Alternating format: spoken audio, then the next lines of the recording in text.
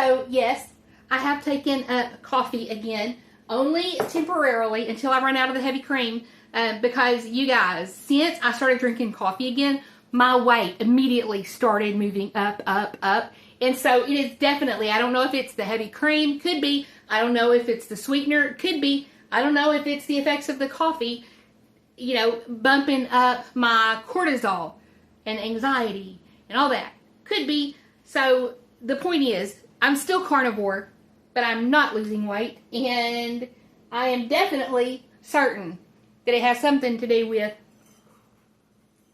this coffee. No matter how good it tastes, probably because of how good it tastes, I can't have coffee.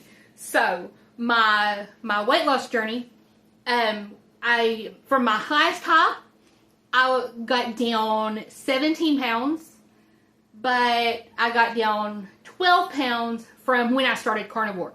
And now I am back up 3 pounds, about 3 pounds.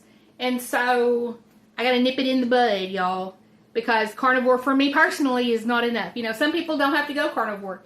I'm learning that I probably have to go pure D lion diet, or strict carnivore, water, salt, meat, and no coffee. But I do have coffee for now. So anyway, today I have a lot to do, and I'm going to work in the kitchen first, and then we'll see. This is one of the outfits that I talked about yesterday. It comes basically to my ankles because I'm really short. And yes, I am a big gal despite being on carnivore. We're still trying to solve that mystery. It is definitely the coffee and whatever I put in my coffee. So the first thing I had to do today was to clean out these icing buckets.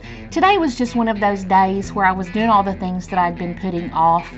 And so first, these icing buckets. Did y'all know that icing is just basically pure grease? It's really kind of disgusting, and you don't want that going down your drain. And so what I did was use a scraper, like a putty scraper. I don't know what you call them, but I used one of those to get the majority of it out of the bucket. And then I just filled it with soap to get that broken down before it went down my drain.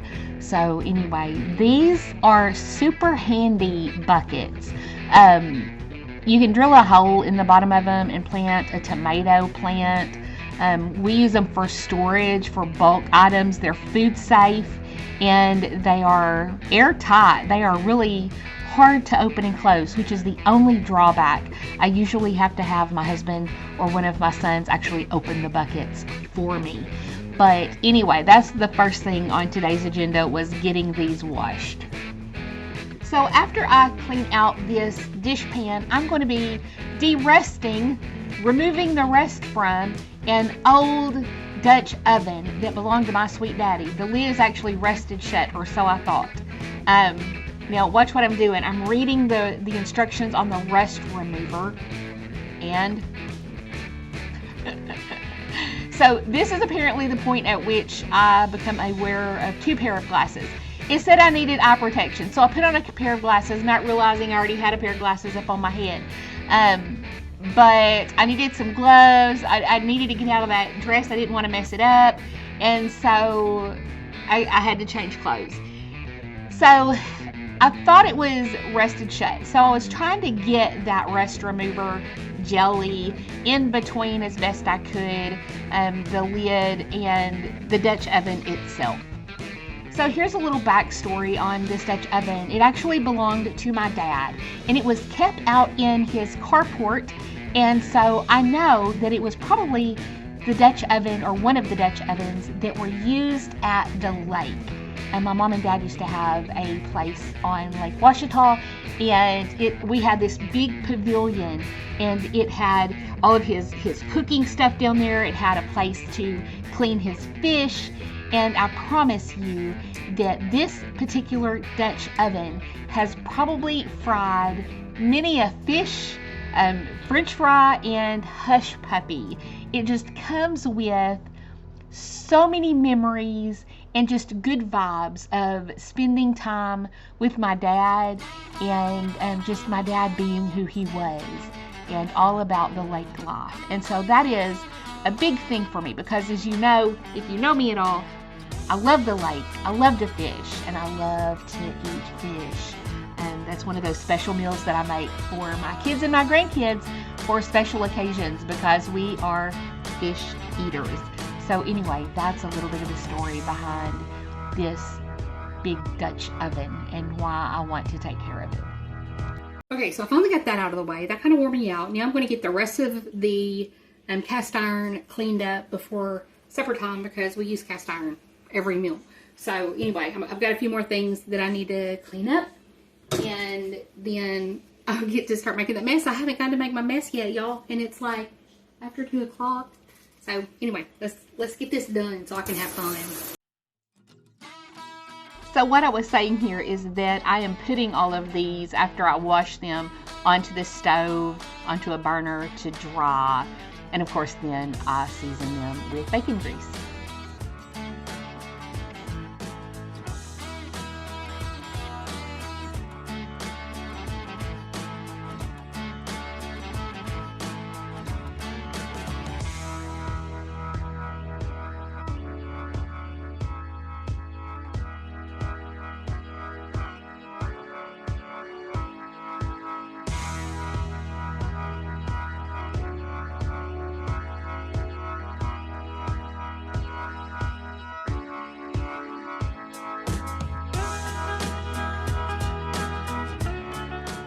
So I had to stop and grab a bite, and this is my lunch, 2 hamburger patties cooked in my air fryer with some pink salt.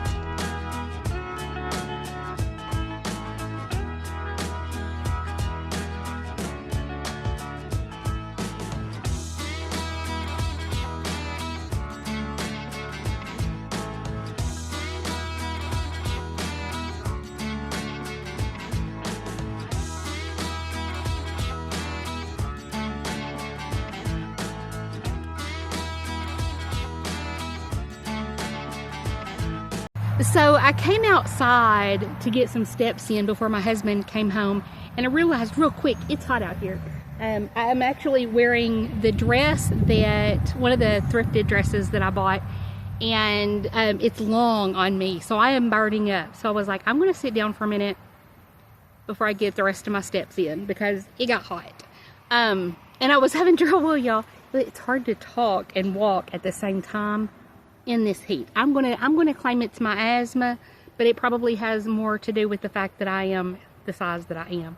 But we're not gonna tell anybody, okay? But anyway, so one of the reasons that I came outside was because I was getting overwhelmed inside. Even though I wasn't doing a lot of, I didn't have a big giant to-do list that I was working on. It was like I was having a hard time starting on the things that I need to do next. And it made me think of 2 Corinthians, I think chapter 12, when Paul is talking about having the thorn in his side and God will not remove it. And he's like, my grace is sufficient. And so I try to keep that in my mind as I'm struggling. And sometimes I get kind of frustrated or upset, unappreciative. Not having an attitude of gratitude whenever I'm dealing with my ADHD. And sometimes I beg and pray that God would heal my brain, would remove that from me. But I'm hearing now pretty clearly, my grace is sufficient. And so it keeps me humble and makes me recognize that His grace is sufficient